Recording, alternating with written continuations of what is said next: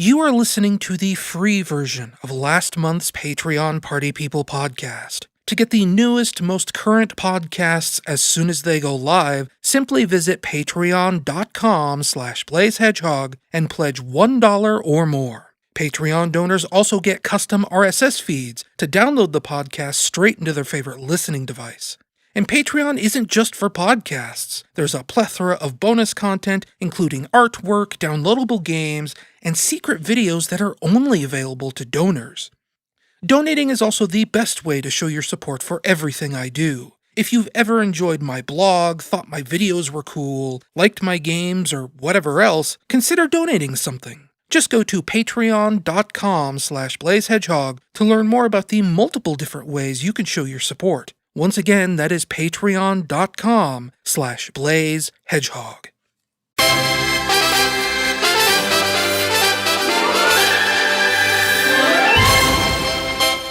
Hello and welcome to the Patreon Party People podcast for August the 40th, 2019. I am, of course, your host, Ryan Bloom, and of course, it's not August 40th. It's actually, what is it? It's September 8th, the day before the 20th anniversary of the Sega Dreamcast. But we didn't have a podcast last month, so here I am at like 6 o'clock in the morning. The sun hasn't come up yet. I haven't gone to bed yet. We're gonna try and belt this out right now, and everything's kind of a weird mess right now, if you can't tell. Not only just because this podcast is super late, but I just updated Windows the other day. E3, I think it was during E3, maybe it was Gamescom. Microsoft announced a bunch of new games for the Xbox Game Pass on PC, and I think I mentioned this before a couple times actually. For viewing a Gears of War esports tournament, I ended up, as compensation for giving them my data on what I thought of that esports tournament, they gave me 6 months of Xbox Game Pass.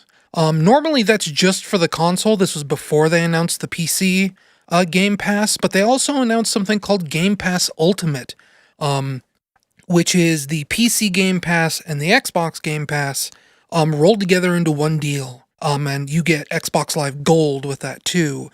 They had a very special deal where if it's your first time signing up for Xbox Game Pass Ultimate, whatever this thing is called, you could convert your existing subscription amount to, just Ultimate, right? If you had PC Game Pass or if you had Xbox Game Pass, you could convert it to Ultimate Game Pass for $2. So I spent the $2. And now, up through January, I have the full Game Pass experience.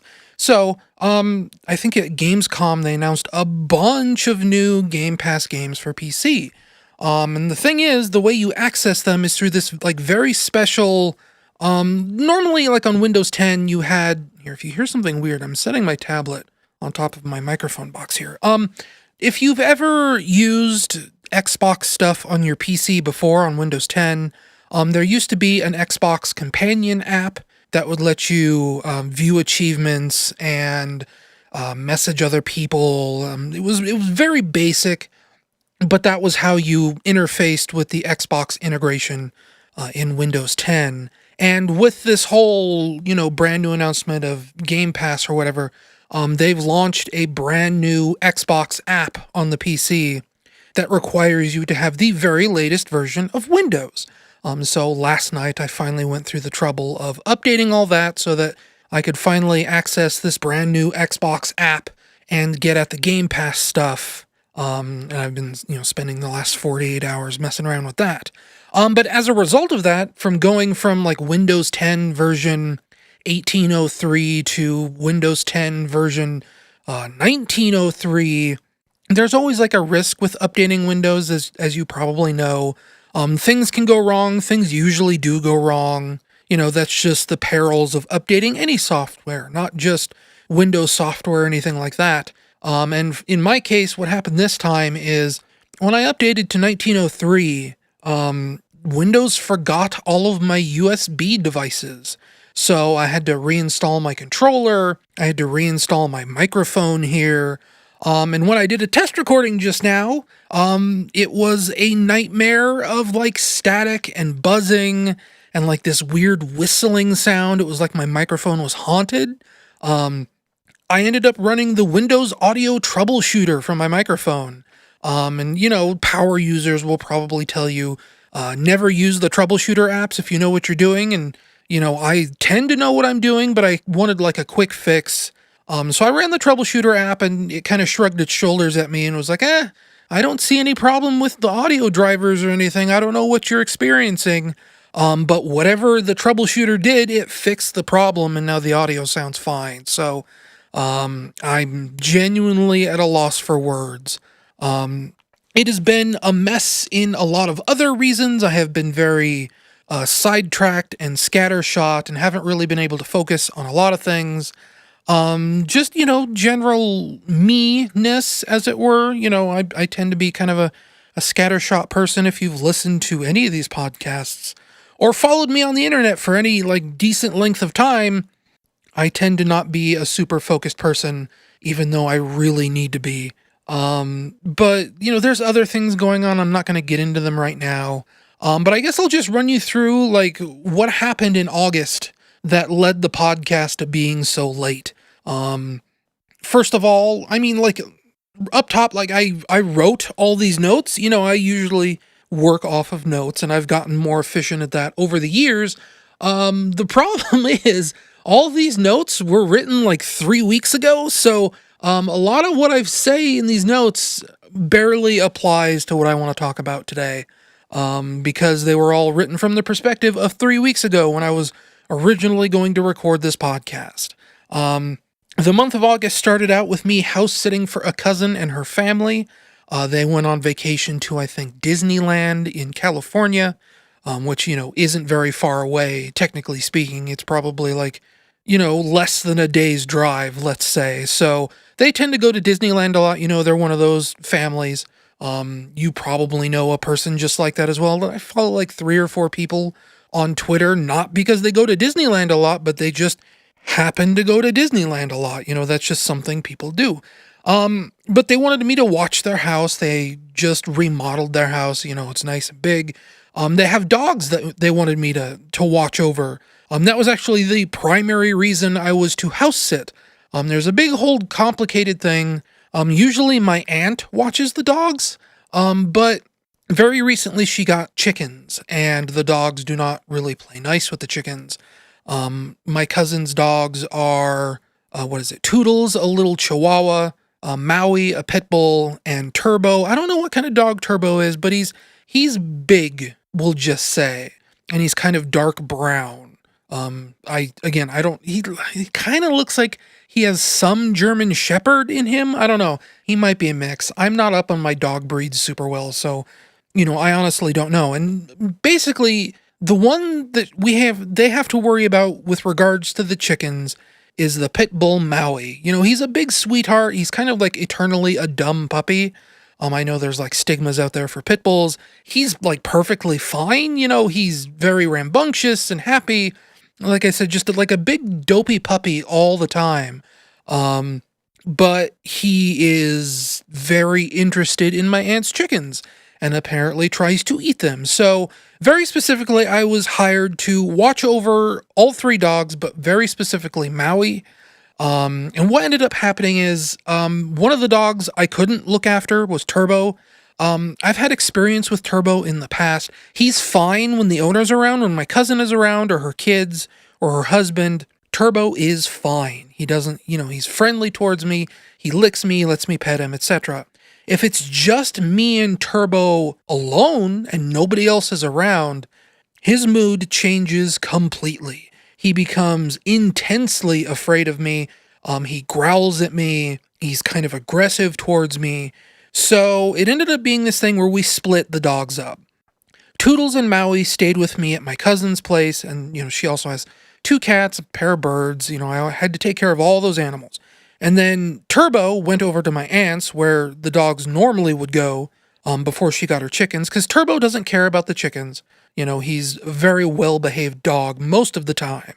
So I had probably like a week and a half up at my cousin's place, just watching these two dogs, her two cats, and her two birds.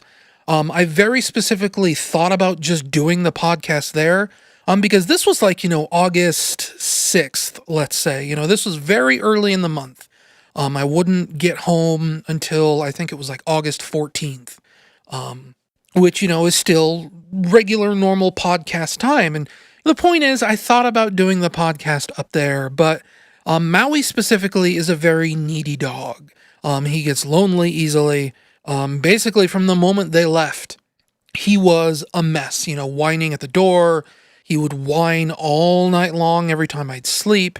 So, I couldn't really record the podcast up there at my cousin's place, even though it did, cross my head, cross my mind. Boy, this is a real good podcast. It doesn't help with this podcast.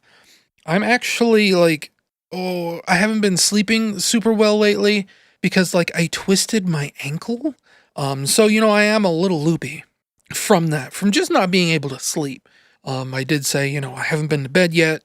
Anyway, what ended up happening was, Maui whined a lot. I didn't bring my microphone because I knew, it probably wouldn't be a good idea to record up there, with all these dogs running around, especially, Chihuahuas are energetic little dogs. Pit bulls, he's again just a big dumb puppy, basically. Because I've house sat for other cousins. Back in Colorado, my cousin Matt, who was a former patron, I house sat for him like 4 or 5 times over the last 5 years, let's say, before we moved out here. And he has a dog. It's kind of like a pit bull mix, kind of a stubby, chubby puppy, as it were. And, she was fine whenever I'd record my podcast over there at his place, because she basically just, laid on the couch all night. But Maui is a whimpering baby, basically. So there was no way I could record over there at her place. But I probably could have anyway. To get to the point, finally, what ended up happening was I was there maybe an hour, and she had told me they have like a doggy door. So I don't even have to like let the dogs out into the yard to go do their, their bathroom business or anything like that. It's basically I was there to feed them and make sure that Maui doesn't rip up the house. Because again, big dumb puppy, he doesn't really know things, he doesn't really obey commands. I mean, he kind of does, but he's just a very energetic dog. And when he gets nervous and when he gets sad, he tears things up. He's just that kind of dog. So it was my job to keep him company, to make sure he doesn't destroy anything, to feed him. But the problem with that is, so they have this doggy door, and Maui can get out just fine because he's a pit bull, and he's strong enough to just push the flap open and go outside. Toodles is this tiny little chihuahua, and he can't do that. He either is not strong enough to do that, or he is too afraid to do that. So I still do have to let Toodles out manually, which, isn't a big deal. We had a Pomeranian for like 8 years in Colorado. I know how to let a dog out. I know when to let a dog out. This is a routine I've dealt with before in my life, letting little dogs out to go to the bathroom. It's not a thing with me. So I'm there maybe an hour. I'm sitting there on the couch and I figure, okay, well, before it gets too much later, I should probably let Toodles outside to go to the bathroom. And before she'd left for Disneyland, my cousin had told me that, the dogs spend like all day outside. Mostly, if I just want to leave them out there for hours and hours and hours, that's fine. And I figure, okay, well, I'll just let Toodles outside. He'll stay outside. And if he wants to come in, he'll let me know. They whimper and they bark at the back door. It's not a big deal. About 45 minutes passed, and I started getting kind of worried. Not because, anything was necessarily wrong, but again, I had a Pomeranian back in Colorado for like 8 years, little black toy Pomeranian named Fozzie. And when we let Fozzie outside, he was out there for maybe 10 minutes and then we'd bring him back inside the house. We just never let him outside for very long because there was like a whole thing where we had like predatory birds and foxes that would come after him. So we were very protective of our little dog. And even though my cousin had said, it's fine if Toodles and Maui are outside for hours and hours and hours all day, I wasn't comfortable leaving him outside. So 45 minutes pass, Toodles is outside. I go over to the back door and I call him in, and he comes in, and as he crosses the kitchen to go into the living room, he's limping like he hurt a foot. And I think, oh no, what happened to him out there? I ended up going outside, looking around, didn't find anything, it was just dirt and grass. I don't know what happened to him, but he came inside, limped across the kitchen, limped across the living room, managed to jump up in a recliner and lay down, where he stayed for the next 27 hours. He never got down to go to the bathroom ever again. He never got down to go eat ever again. He just curled up in that chair the best he could with his hurt little leg and slept the entire time. So I'm sort of panicking. I tell my cousin about this. I say, oh, he's not eating. He's not going to the bathroom. And, I know from having that Pomeranian, little dogs can be kind of wimps sometimes. Very famously, there was a time where my mom came out to Nevada because my brother was having his first kid. So I was left by myself back in Colorado with our two dogs, our Pomeranian and our Shih Tzu. And there was a time where the Pomeranian, he started whimpering like really, really loud. And he wouldn't put any weight on his back feet. He acted like something really, really hurt, and he was just going crazy about it. So I ended up having to call my mom and say, there's something wrong with the dog. We don't know what to do. And she gave me like the address of an emergency vet in the next town over. We had to figure out how to transfer money so that, I could pay the vet for the vet bill. And we took him in, and by the time we got to the waiting room for the emergency vet in Boulder, he was fine. He wasn't whimpering anymore. He was walking normally. And the vet just kind of gave me this look like, really? You brought this little guy in here and he's fine. So I think the vet even ended up, that was when we heard, little dogs just tend to be wimps about these things. They will carry on and on and on, act like they're in so much pain. And, at best, it's a bruise that clears up within a day. And in the case of my Pomeranian here, we're talking the course of like 90 minutes that he went from, just sobbing and crying and not putting any weight on his back feet to being 100% okay within 90 minutes. Wasted all the gas getting up to the vet. They ended up charging me like $40 for the visit, at least $40. It was probably more than that. I don't even remember. So, I knew little dogs just do this sometimes. I did end up getting Toodles to stand up and come to me after I brought him some food, but he would not get down off that chair himself. He very specifically acted like he was depressed. He shivered and shittered. He shivered and shuddered a lot. Which is, they do that when they're afraid. They do that when they're excited. It's kind of like an emotional response for little dogs like that. Actually, like funny story, not to keep going back to my Pomeranian. When we first got Fozzie, our Pomeranian, his original owners had named him Shaky Bear because whenever he got really, really happy, he'd vibrate basically, he'd shake, he'd shitter. Oh no, I said it again on accident. Folks, I'm sorry about this podcast. I should just delete this podcast and pretend it never happened. It is the cursed podcast. Anyway, that's just how it goes. So, I told my aunt and I said, he's not acting right. And if I remember right, I'm not 100% sure. I think my aunt has some vet training. She used to breed dogs, way, way back in the day. She maybe even ran like a grooming salon or something like that. But she did something with dogs, something professional. So she knows something about dogs. So I was telling her, he's not eating, he's not getting off the chair. So, she eventually just came and got Toodles. So it was just me watching Maui, essentially. And that was fine in a sense. I was essentially hired to watch Maui. The cats could basically take care of themselves. They had just bought like a bigger tank, I guess you'd call it, like a trough for bird seed. So the birds kind of didn't need me to be there. So, 3 or 4 days pass, and now that Maui is the only dog in the house, essentially, he is getting tremendously lonely. He's not just whimpering outside bedroom doors or bathrooms every time I have to, use the restroom or whatever.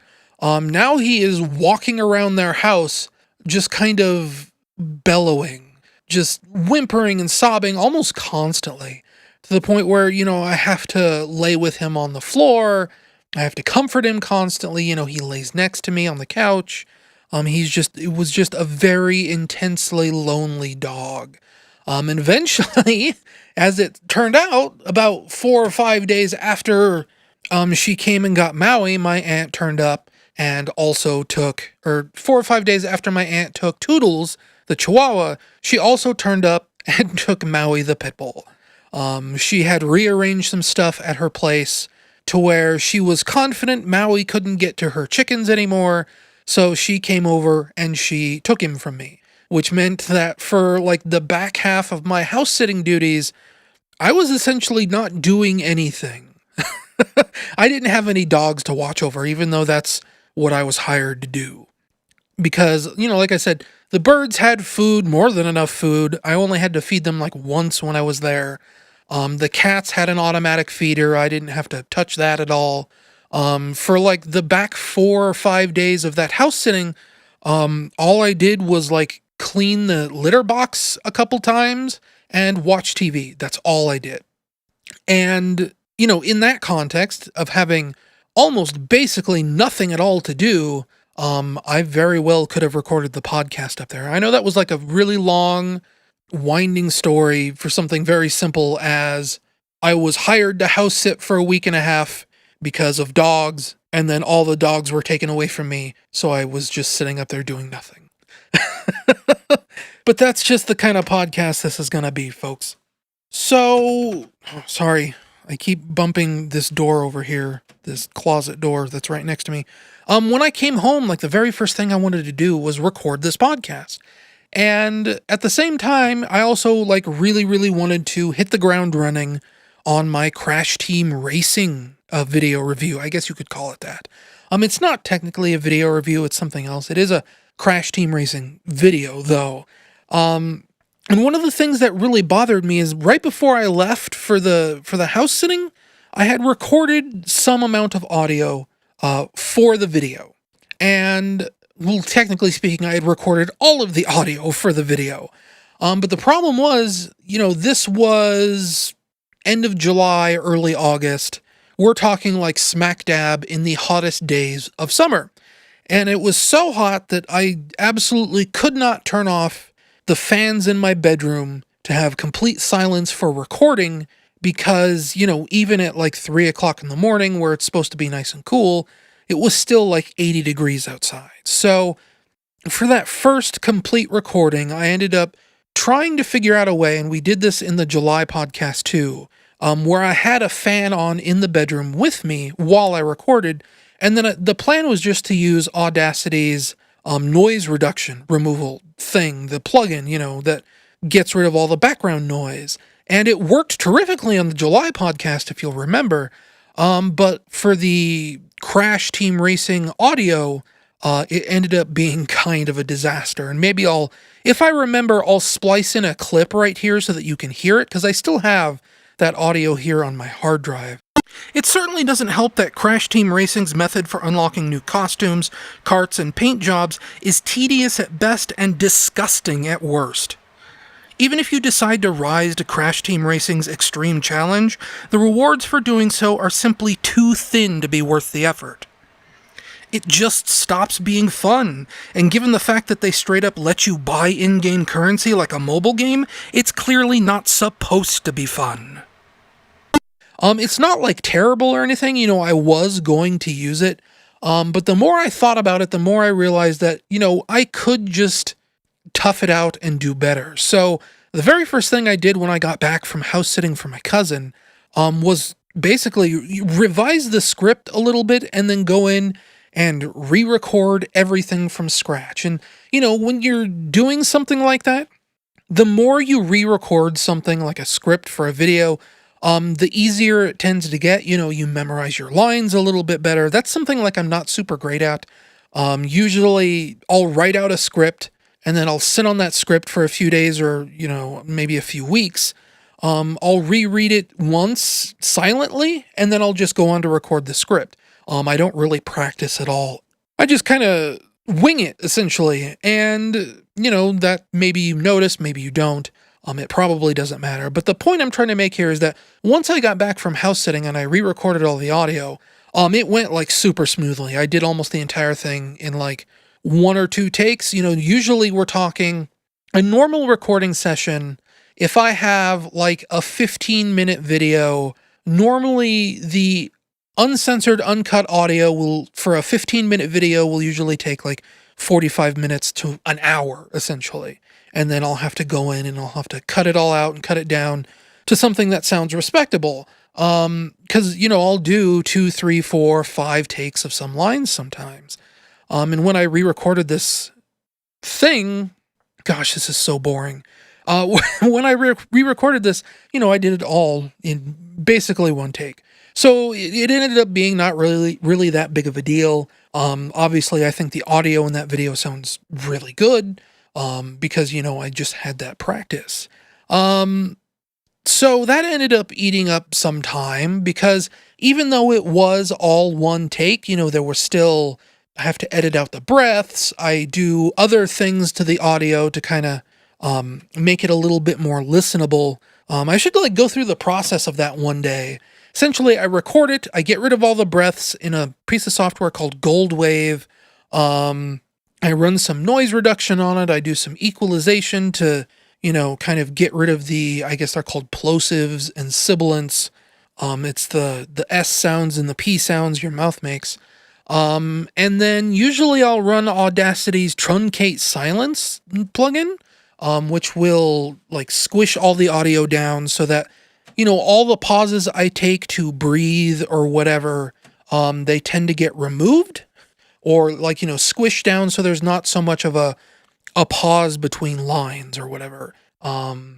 So, just removing the breaths from, we'll say, an hour's worth of audio, because that's, even though removing the breaths isn't hard, it's just tedious.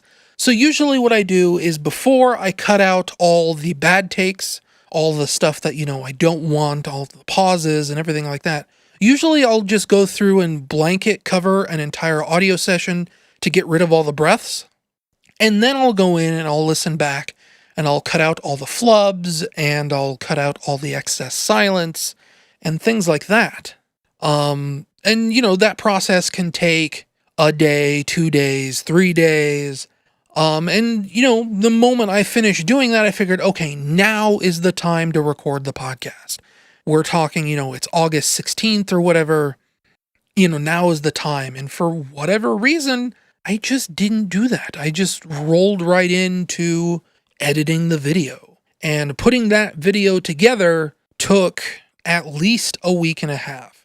I don't know what's going on with my editing process, but maybe it's because I'm doing more complex edits. I'm doing a lot more motion graphics and transitions and effects and things like that. But it sure is taking me a lot longer to edit a video. It used to be that when I would import all my footage into Vegas to cut together a video, I do it all in 1 day. And now it seems to take me, 3, 4, 5, 6 days to actually cut together a video. And part of that is, I've said this before, but no matter how much footage you record, it's never enough. So with this Crash Team Racing video in particular, I ended up having to record a lot of pickup footage. Things where I think, if I had footage of this track at this point in the video with this character, it would be a good edit. And I wouldn't have footage of that. So I'd have to, save and close in Vegas, open up my recording program, launch the game, record that specific track, that specific character, doing a specific action, and then sort of, import it and throw it into the edit. I ended up having to do that a lot more than usual, even though I ended up recording something like 280 gigabytes of footage for this video. There were a lot of things that I needed footage of that I didn't have. But I guess that's the long and the short of it. I just ended up powering on through and editing this video instead of recording the podcast. Duties for that ended up lasting all the way up until last night, when Patreon donors got their wallpapers based on my thumbnail art, my hand-drawn thumbnail art of Crash Bandicoot versus Sonic the Hedgehog. So, it's been a process getting that video all done, all put together. And, you think about it, I drew like custom artwork for the thumbnail, but I didn't do like any custom artwork for the video itself. I've been doing that kind of like pixel art, cut-in stuff, and I didn't have any of that in that video. So this video would have been even later if I tried to like insert extra bonus artwork or whatever. But anyway, that really long segment was why it took me so long to record this podcast. And like, that's the thing. I look at all these notes now, and I don't know what to talk about anymore. Next on the docket, I had written down, I'm thinking of putting together an album of Doom music.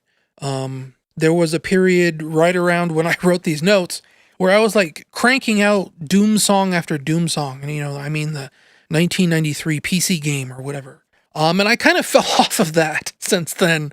I haven't really kept up with it. I was, just in the heat of the moment, I was thinking, oh yeah, I'll roll through and do all the songs from the rest of Doom Episode 1, which is what? Knee Deep in the Dead or whatever. And then I'd release Episode 1 as its own album. And then I didn't do that.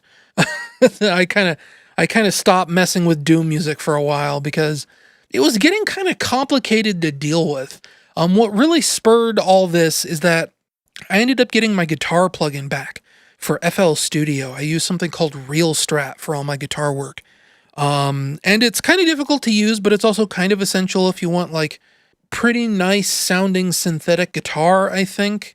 So, it started out with me just playing with Real Strat, going through all these Doom songs, one at a time. But then Doom isn't all just heavy metal. It's not all rock and roll and guitars and everything like that. There are songs with like horns and strings, songs that don't even have guitar in them at all.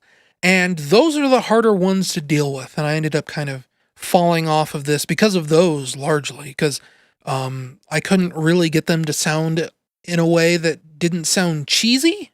But I also think that the Doom soundtrack kind of lends itself to a certain amount of cheese, especially if you're trying to stick to the original mood of the original MIDIs, which is something that I was definitely trying to do.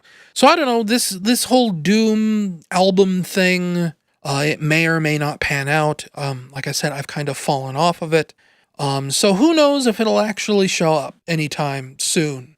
Still thinking about revamping my Patreon. I've mentioned this a couple months now. When I wrote these notes, I was actually sort of hashing out a very like basic set of changes that I wanted to make. Like one of the things I was thinking about was early access to Tumblr asks. If I'm sure everyone listening to this podcast already knows, my Tumblr blog is basically an ask blog. It updates at least once a day, sometimes more. Lately, it's been mostly once a day for a few years now.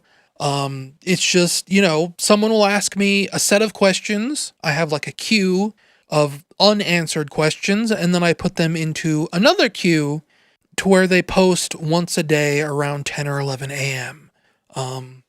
And usually what will happen is that I'll get into a mood where I feel like answering Tumblr questions, and I'll put like 3 or 4 in the queue at once, to be trickled out one a day over, weeks or whatever.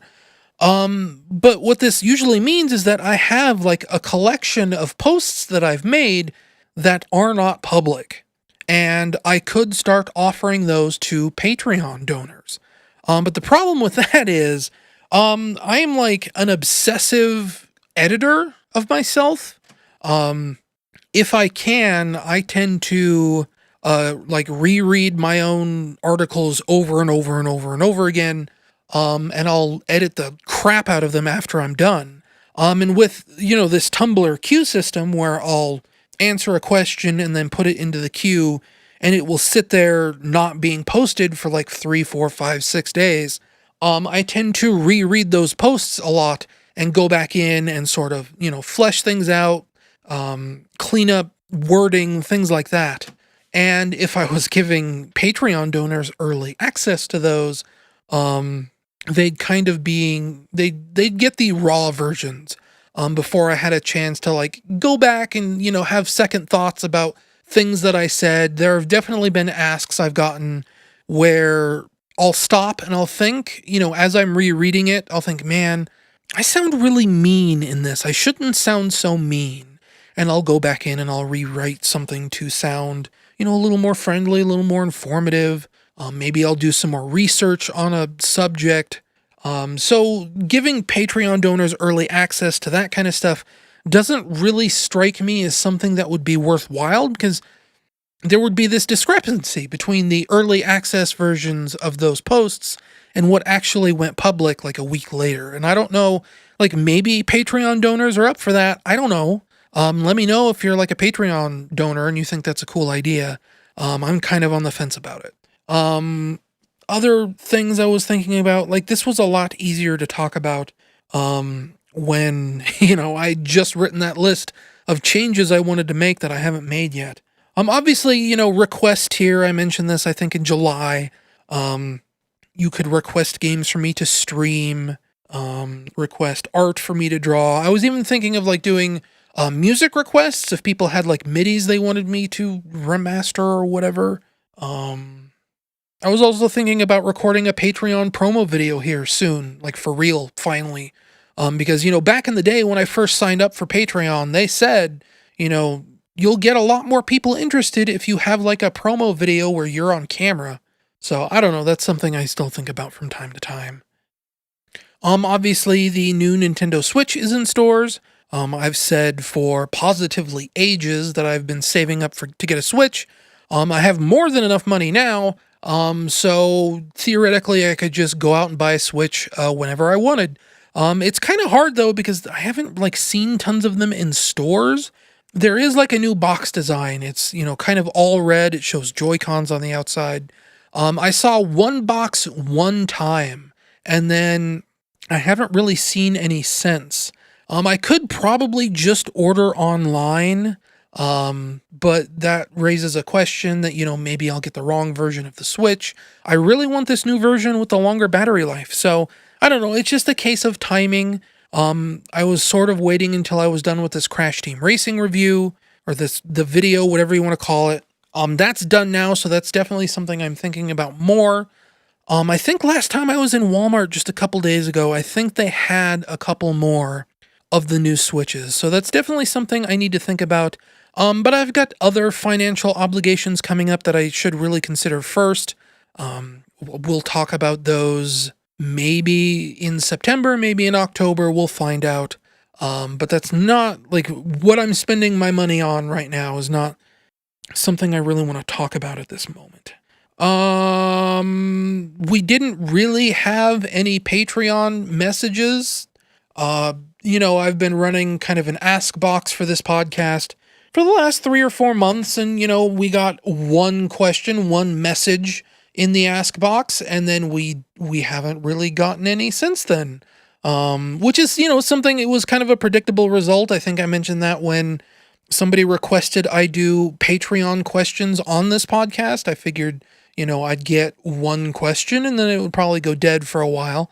Cause I just don't have tons of patrons, and you guys probably don't listen to the entire podcast. And again, I have the ask box on my Tumblr for everyone else who wants to, ask me questions.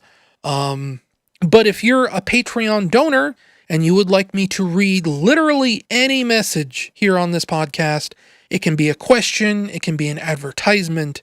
Think of this as the money zone from my brother, my brother, my brother, and my brother, and my brother, and me. I think I did that joke before, and it's not even really a joke. It's just me thinking, okay, it's my brother and my brother. How many of my brothers am I into this before I need to stop? And it just keeps going. Anyway, if you have a message for me, a money zone message, I shouldn't call it the money zone. I think I almost called them two best friends. I think Mabim Bam has a trademark on the money zone, but if you have like a message or a question you want to send me, you can do it at... Come on, step it up! Once again, that email address is... Sonic's the name, Speed's my game. I think we had one this month, or in July, technically. We'll cover that after the break. Maybe this podcast will turn around after the break. We'll find out after the break.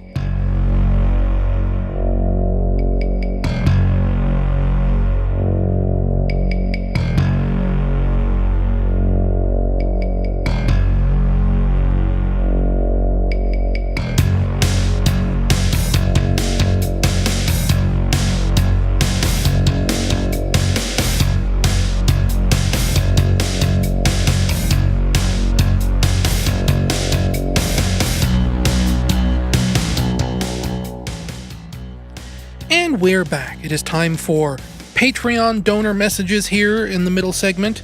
And this month we have a grand total of one message from patron Matt P. And all it says in the email body is, dinosaurs are cool. And that is something that I definitely agree with. Dinosaurs are very cool. Not necessarily the dinosaurs with feathers, though. And in terms of the argument of with feathers or without feathers, I'm definitely a dinosaurs without feathers kind of guy. I'm not necessarily against the idea that all dinosaurs did not have feathers, but I am against the idea that all dinosaurs had feathers. Basically what I'm saying is that yes, there were dinosaurs with feathers, but, you know, the Triceratops probably didn't have feathers. I am doubtful that the Tyrannosaurus Rex had feathers. Maybe the pterodactyl had feathers. I don't know. Maybe the velociraptor had feathers. I don't know. You know, it is a 6-foot turkey after all.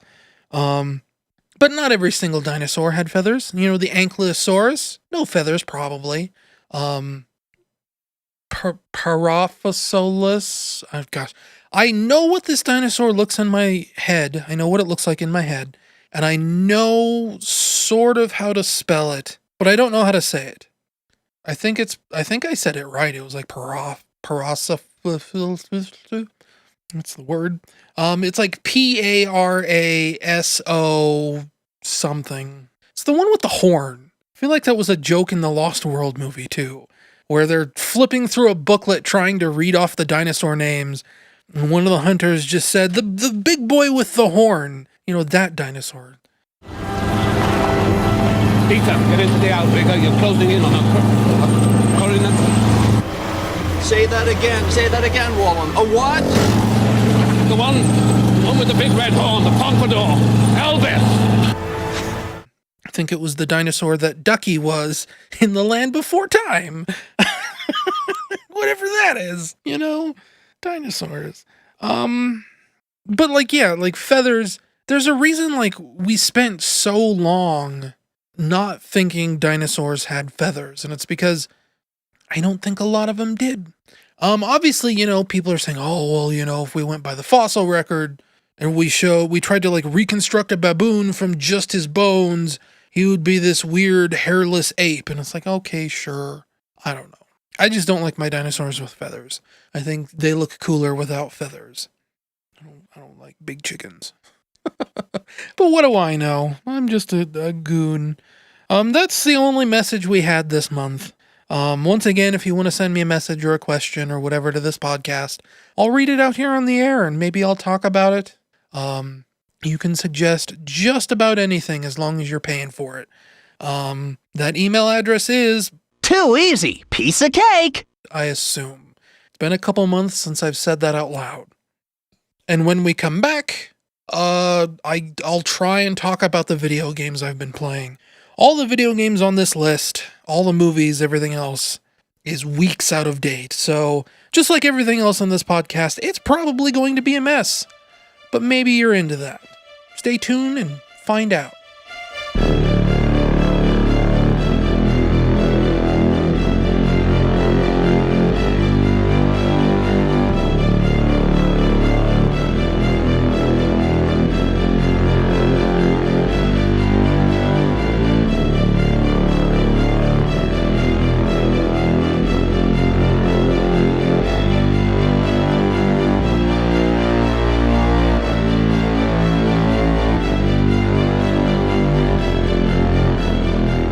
And we're back for the final segment of this podcast.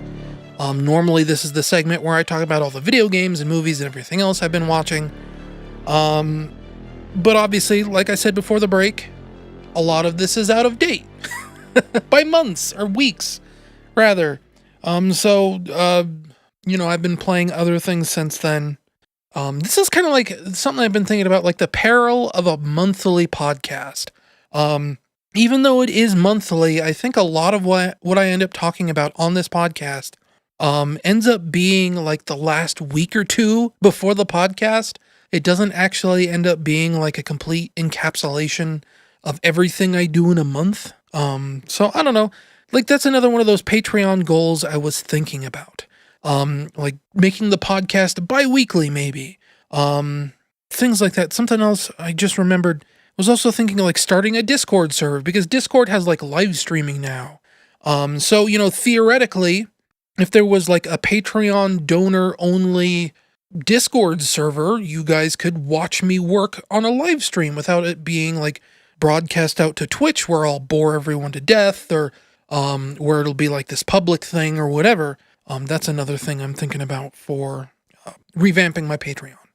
But there's other things that need to fall into place before I think about that. Anyway, things I have been playing and doing this month. Top of the notes I have here is the Clive and Wrench Public Alpha. And if you don't know what Clive and Wrench is, I think it predates even Yooka-Laylee as being one of those kind of N64 revival platformers. It's really like tremendously old. It's like 5 or 6 years old at this point. You got Clive, which is a rabbit, and then you've got Wrench, which is a monkey, which is kind of like a clever thing, monkey wrench. And it's had screenshots and videos and things for like years and years and years. 2 or 3 years ago, it actually had like a big art style revamp. I don't think it's like a terribly mean thing to say, but the original version of the game was kind of ugly. It kind of, it looked like someone's very first game, let's say. It very much looked like a first generation Dreamcast game. Characters were like really bulbous and weird. Clive the rabbit had like really, really long arms. It was kind of a nightmare to look at, to be honest. But since they've had their art style revamp, I think the game looks a lot better, visually at the very least. And the reason why it's on here is because within the last 2 to 3 months, they put out like a playable teaser demo that contains 2 whole entire worlds to play. There's one that's, I think, like Honey, I Shrunk the Rabbit, which is, it's your typical rats map, let's say, if you know what that means. You're like 6 inches tall, 4 inches tall or whatever. And, you're running around desks and tables and in kitchens and in bathrooms. You're just very tiny platforming through a space that would normally be reserved for humans. And then, what's the other one? It's a Wild West one, and it has like a really punny name. It's like The Good, the Bad, and the Furry or something. It's on that level, but it's a Wild West level. And, this game is cut from the Banjo-Kazooie cloth, let's say. So, you have these very big, very exploration-heavy spaces. Oh, and the demo also contains one boss. But, it's cut from the Banjo-Kazooie cloth, basically. You have similar moves, long jumps, a hover move, things like that. And the demo is okay, but it's not great. The main problem I had with the demo was that the camera was just a nightmare. It had two modes. It was either 2 inches from the back of Clive's head, or it was 40 feet in the sky. There was no real middle ground. It fights to stay behind you constantly, so it makes the controls feel really weirdly twitchy because the camera is just swinging around all over the place. It's zooming in and out, and it almost gives you motion sickness for how much and how quickly this camera moves. And what really kind of bummed me out playing this was realizing just how long it had been in development. It really has been in development for 5 or 6 years. I think it was probably announced late 2013 or early 2014. So it's been in development forever. And that's not to say that they haven't come a long way on the game. But the idea that they spent so long working on Clive and Wrench to get to a place where the game still feels so obviously rough is a real bummer for someone who's thinking about learning, Unity to make 3D games one day. It's this idea that, oh my gosh, if I start learning Unity right now, maybe by 2025, I'll be a novice. And man, that's a heavy thing to think about. But that's my opinion on Clive and Wrench. Oh, something else informed that really that bummer feeling about Unity is I saw a tweet from a game development studio called Studio Tatsu. And again, they're developing a game in Unity, a racing game to be very specific, and they were talking about building their own custom wheel vehicle physics. And, one of the things I wanted to make in Unity, if I ever learned how to do Unity, was build my own racing game. And they were very specifically building out this vehicle wheel physics system so that they could have monster trucks in their game. And that was one of the things that I've always wanted to make, was a racing game about monster trucks. Kind of in the style of Beetle Adventure Racing, just really big, shortcut heavy games with, fun, wacky tracks, but not too wacky, sort of this kind of almost magical realism, Hollywood realism, if you will, about monster trucks. And I have all these ideas for tracks and things and mechanics and upgrade systems and even a weird storyline that I wanted to try. But just seeing this tweet about them having to build their own physics engine just to handle the wheels for the monster trucks was oh man, I could never do that. I'm terrible at math. And, this isn't like Click Team Fusion where I've spent, 20 years learning all these weird hacks and things like that. I'm not very good with math. I can barely even program in a homing missile into these games. Usually I rely on different kinds of weird Click Team Fusion hacks to handle that kind of stuff. And it's really weirdly disheartening to think how much of a bummer it would be if I did start learning Unity right now, and how long it would be until I was competent enough to make something even as good as Clive and Wrench. And just, whoo boy, this is why things like this discourage me. And I know, I should just suck it up and I should learn. I should, maybe I'll surprise myself, who knows. But it's a real bummer to think how good I've gotten at understanding Click Team Fusion's limitations, and I haven't even begun to scratch the surface on something like Unity. My notes say I didn't really do much else, but I have definitely played a lot of games, especially in the last 48 hours. I mentioned I installed Microsoft Game Pass for PC, because, Dare to Scare is coming up. If I'm doing any videos for that, I need to get on that.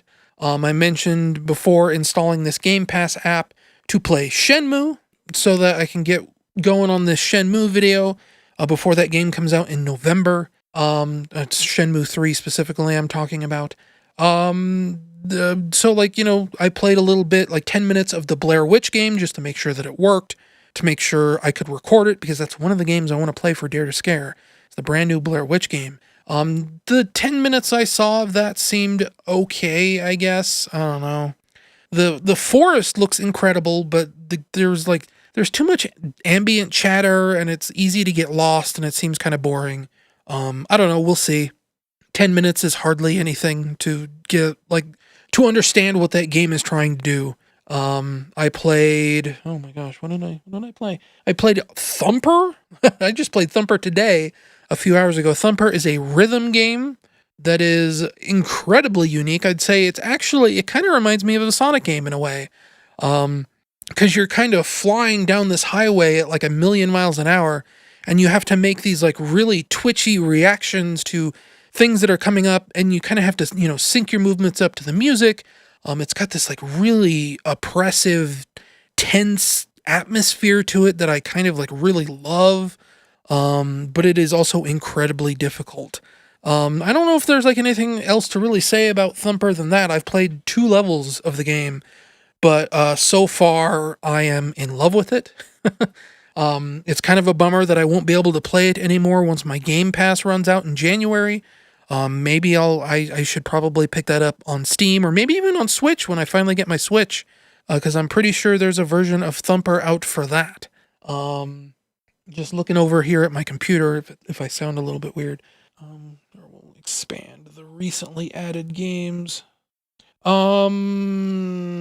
a little bit of Dead Cells. That seems pretty good. I don't really have anything terribly complex to say about that because, again, I probably played it for maybe an hour yesterday.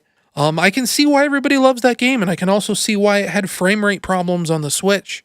It's one of those games where when you see it in video, it doesn't really register that like the graphics are anything complex.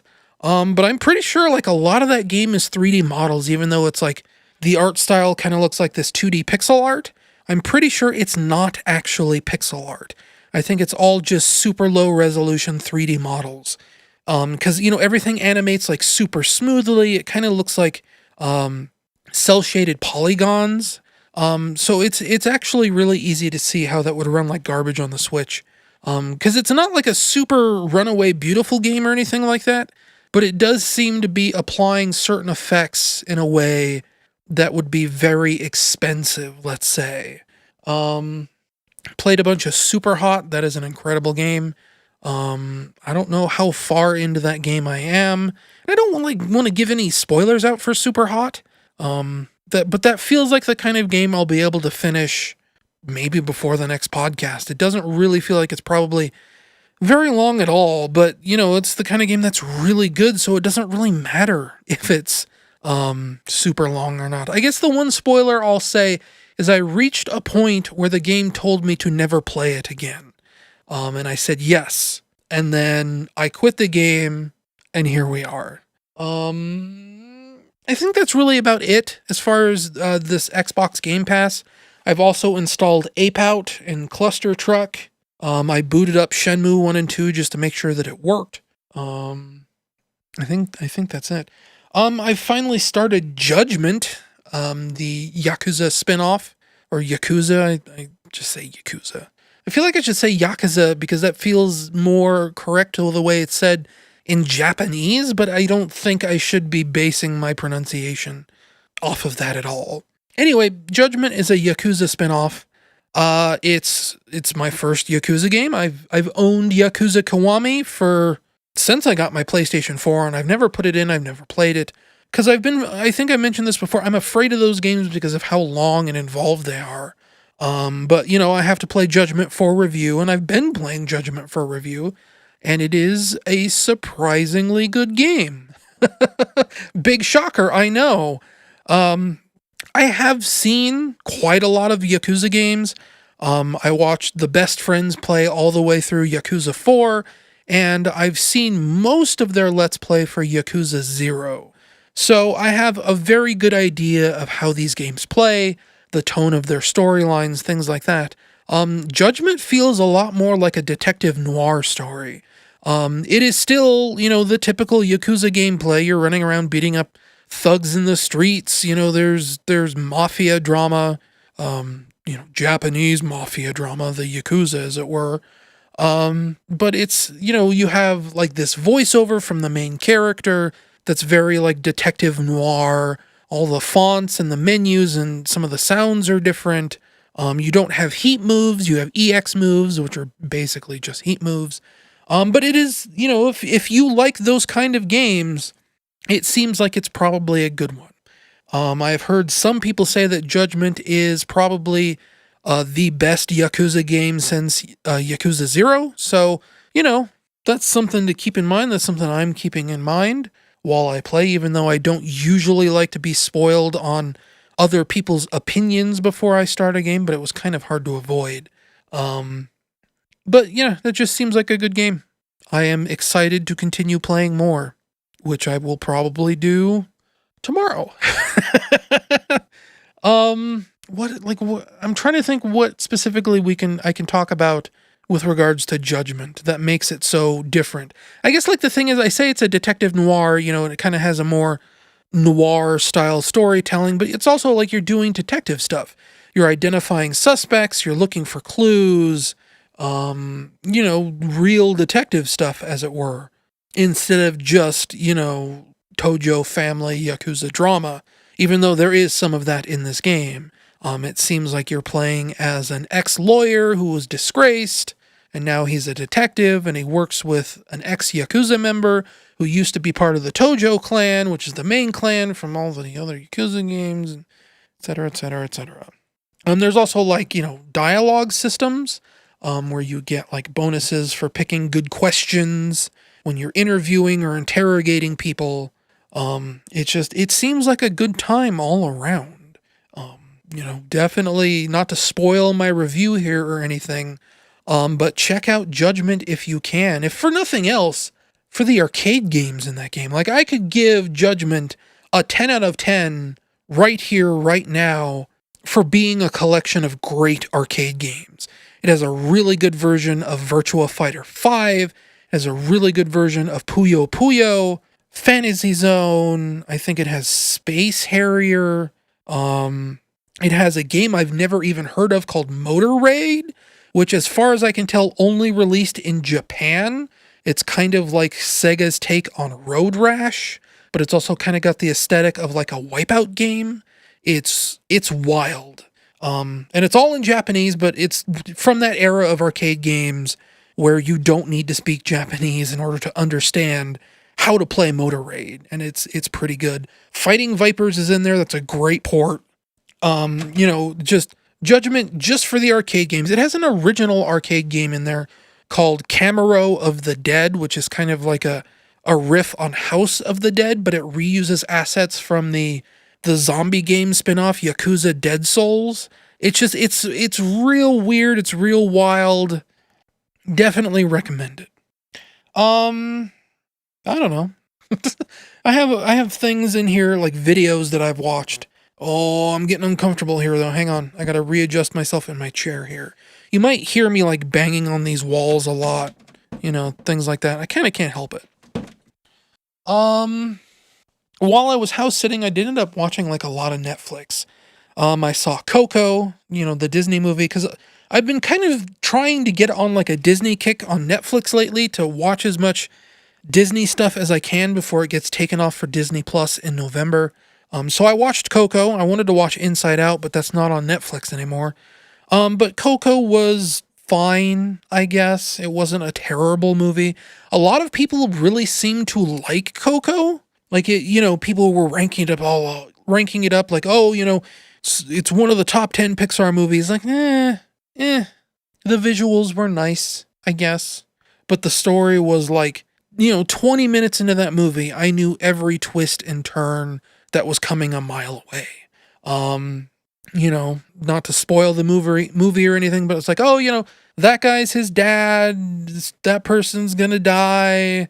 They're gonna run out of time on the thing. That movie. And people will say, it's a kid's movie. It's supposed to be predictable because kids like that kind of stuff. And it's like, I I mean, I guess kids can't tell the difference between that kind of stuff. But what I ended up really liking growing up was movies that kind of grew up with me, you know? Movies that were more complex and more original and fresh than just being, super predictable. Like movies like The Lion King, right? Obviously, people say, oh, that movie's based on Shakespeare, it's based on Kimba the White Lion or whatever else. But it was still like, it was deep stuff when you were like 12 years old, right? A person in that movie dies and you see him die and they show the corpse. In a kid's movie, they show a corpse. They didn't even show Bambi's mom in Bambi. That's how wild The Lion King was when you think about it. And I think in the live action remake, you even see like a little bit of blood. It's crazy. Anyway, I like movies that grow up with me. Movies that still feel interesting and fresh when I'm 36 as the same one they did when I was 12. And I don't necessarily know that Coco is that kind of movie. Obviously, if you see Coco when you're 12 and you don't know the tropes and you're not very, well versed in movies, then, maybe it'll become that kind of movie for you. I have a feeling that's kind of what happened with Aladdin.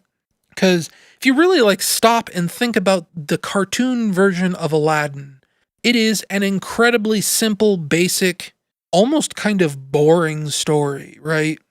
But Aladdin is also a very beautiful movie with really intense colors, blues and pinks and oranges and just fantastic music on top of that. So I don't really know, man. Movies, Disney movies. Coco was fine. I'm not going to complain about it. The following podcast segment contains heavy spoilers for Rocko's Modern Life Static Cling, the Netflix original movie. If you would like to skip these spoilers and not hear them, just fast forward about 8 minutes into the podcast, and you should be in the clear. I also ended up watching things that dropped while I was house sitting was the Invader Zim movie and the Rocko's Modern Life movie. So it was Rocko's Modern Life Static Cling. That was okay. It was enough to where it felt like I remember Rocko feeling. It was definitely fine. Parts of it kind of felt like Old Man Yells at Cloud, It's like, oh, look at all this new technology. Because if you don't know, the whole plot of Rocko's Modern Life Static Cling is that it's actually kind of funny. It resumes after an unmade episode of Rocko's Modern Life where everyone gets stranded in space. And the movie actually starts and it says, oh, after the series finale, everyone got trapped in space. And the joke is there was no series finale. The whole thing with them getting trapped in space never actually happened in the Rocko's Modern Life series itself. But the joke is that they've been stuck in space for the last 20 years and they eventually get back down to Earth and everything is different because it is 2019. So, excuse me, my throat's getting all stuffy. But the whole thing, they miss the birth of the smartphone, 3D movies, virtual reality, broadband internet, shopping online. It hits all these beats like super rapid fire. Just one after the other, just boom, boom, boom, boom, boom, boom, boom. And it's kind of a bummer because it feels like the movie doesn't have room to breathe. I think that's actually probably my primary complaint of Static Cling is that it's only 45 minutes long. It's barely longer than the standard episode of Rocko's Modern Life. They call it a movie, but it is just an extended episode. And it has to run through all these things just at lightning speed when, it feels like they could dedicate a whole season of a TV series to this movie.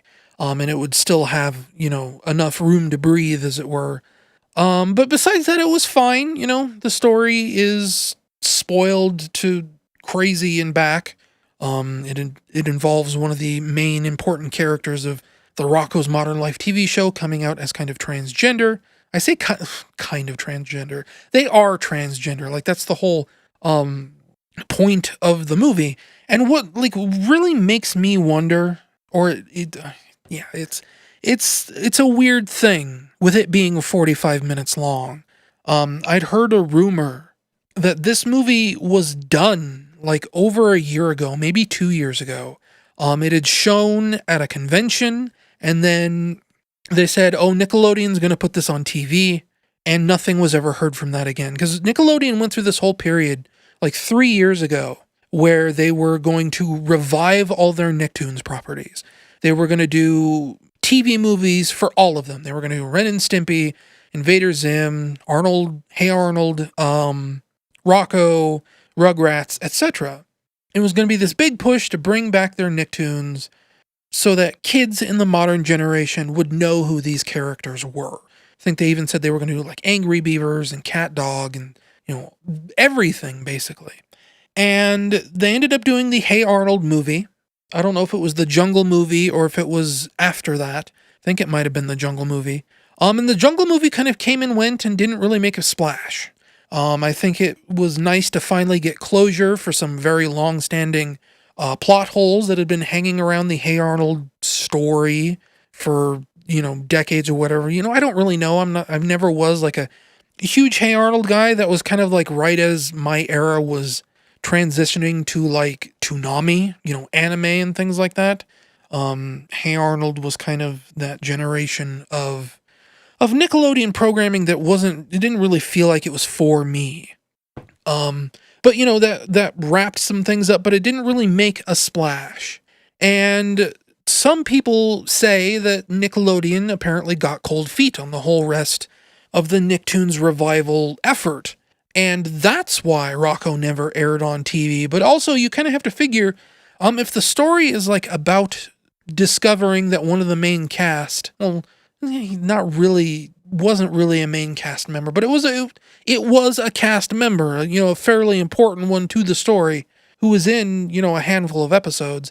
But anyway, if it was this character coming out as transgender, of, revealing that she's now truly happy being a woman, you really start to wonder, is this so short and did this not air on TV because Nickelodeon was afraid to put it on TV because of this subject matter? And I don't know, that's just speculation on my part. I shouldn't really put myself out there too much like that, because, who knows? It really could have been, financial cold feet. It could have been a combination of the two things. They might have been like super gung-ho, like, please, whatever your name is, the creator of Rocco, I think his first name might be Joe. I don't honestly remember. Go ahead and make this Rocco movie about a transgender character. We'll put it on TV. And then Hey Arnold bombs and they suddenly get cold feet. Because they also did this Invader Zim movie that is, a full-length proper movie. I think it's like an hour and 40 minutes long. That also ended up on Netflix and didn't get aired on Nickelodeon or anything like that. So, I don't know. But Rocco Static Cling was okay. It could have stood to be maybe an hour long, I think. Giving some of the jokes a little more space, a little more, develop things a little bit more instead of just having to rush through all these sort of like, oh, modern times sure are crazy. Like just these super rapid fire jokes over and over and over and over. It was fatiguing, I guess you'd say, a little bit. It felt like it was moving too fast for me. But once it does, it gets to its plot about bringing back Rocco's favorite cartoon. It's kind of like this sort of meta thing where they're bringing Rocco back and the episode is about bringing back Rocco's favorite cartoon. That part's good. The transgender plot is good. It's heartwarming. It's nice. It all goes where you want it to go. There is a part towards the end where Rocco's kind of feels a little out of character to me, but it serves the plot well enough. I'd give it like a solid B- if I had to give it a grade. That's Rocco's Modern Life Static Cling on Netflix. Seems like it's going to be exclusive to Netflix for the foreseeable future. So, watch it there if you can. And then obviously I said they did an Invader Zim movie, Enter the Florpus. And this is a kind of an interesting one for me, because I never was an Invader Zim fan back in the day. It always seemed a little too dark, a little too depressing, a little too edgy for me. Even like as someone who religiously watched Ren and Stimpy back in the day, Invader Zim was just a little too hot topic for me, let's say. But Enter the Florpus, that movie is amazing. It is. I don't expect the Invader Zim TV series to be that good all the time. But that movie, even if you don't like Invader Zim, or I shouldn't say if you don't like Invader Zim, if you've never seen Invader Zim, you still owe it to yourself to watch that movie on Netflix, Enter the Florpus, because it is just a really funny, really well animated science fiction comedy movie. And it's just, there's nothing else to really say about it other than that. If you've never seen Invader Zim, they do a good job kind of catching you up, telling you what's up. Zim comes to Earth to take over it, and a boy named Dib tries to stop him, and that's kind of the long and short of it. The movie it goes so many different places. I wish the Rocco movie was as long and as well told as the Invader Zim movie was, because just talking about it now, I kind of want to watch it again. And like I said, I never was an Invader Zim fan back in the day. I knew people who were Invader Zim fans, and it never seemed like it was for me. And somehow this movie ended up being for me. So that's really, that's the best endorsement I think I can give it, is that as someone who didn't care about Invader Zim, this kind of made me care about Invader Zim. It kind of changed my mind. And it seems like Invader Zim fans love it as well. It's just very funny, very well made. Again, like I said, animation is incredible. They have this sequence at the start of the movie animated by, what's his name? It's not James Wan. It's someone else. It's the primary keyframe animator behind Netflix's Castlevania anime. They had him do this segment at the start of the Invader Zim movie. And it is beautiful and ridiculous. There's a really good joke during it that I won't spoil here. You really should just watch it for yourself. But it is tremendous. I think that's probably about it. I ended up watching some comedy specials while I was house sitting. I've never really been one for stand-up comedy, but every now and then, the mood strikes me. I ended up watching a couple of Jerry Seinfeld specials, which was bleh. Jerry Seinfeld is a weird stand-up comedian. He acts so impressed with himself, especially post-Seinfeld the series. He acts like he is king of the world, like he is the best comedian that will ever be or has ever been. He solved the equation. And he just has this ego about him that's kind of starting to rub me the wrong way. But I also ended up watching the Steve Martin and Martin Short comedy special on Netflix. It's exclusive. It's called A Night You'll Forget for the Rest of Your Life. That ended up being really good and kind of heartwarming and touching at certain places. Those guys are getting old, especially Martin Short. Martin Short is starting to look real wrinkled, and he's very sweaty during this. Even though he's not really doing any intense physical activity, he's sweating so much in that special. I worry about Martin Short. But Steve Martin just looks so relaxed during the whole thing. And, he plays the banjo, and there's a whole band that joins him at some point. They do musical numbers, they dance. It is a very good time, very mostly wholesome, as wholesome as it can be. They do tell, dirty jokes. It's a stand-up comedy. That's kind of what you do. These guys are not known for having fully clean comedy. They go through high school photos and then they make fun of them. It's really good. It is a night where you hang out with friends, basically. I watched Redline again. I wrote that down probably the day before Redline's 10th anniversary. I've talked about Redline on this podcast before. I don't need to talk about it anymore, except that it's free to watch on YouTube right now. Ads supported, but it is, if you've never seen Redline before, the full movie is officially up on YouTube to stream for free currently. So please do that right now. It is one of my favorite animated movies, probably of all time. I didn't watch it on YouTube. I just mysteriously happened to put in my Blu-ray copy and watch it there. The day before the 10th anniversary, basically. I wasn't even aware of it. And then final thing on this list here, just to bang these things out. OKKO did an episode where they crossed over with Sonic the Hedgehog called Let's Meet Sonic. And, you want to talk about heartwarming. That was just a really nice surprise. So much stuff around the Sonic franchise feels so bitter and cynical and whatever else you want to call it. But it is just, sometimes being a Sonic fan is not a nice time. OKKO Let's Meet Sonic filled part of my soul back up. Because it is just earnest and honest and just brimming with legitimate actual love for the character and the lore and the history in a way that nothing in the Sonic franchise has done maybe ever. Because, you think about Sonic Mania.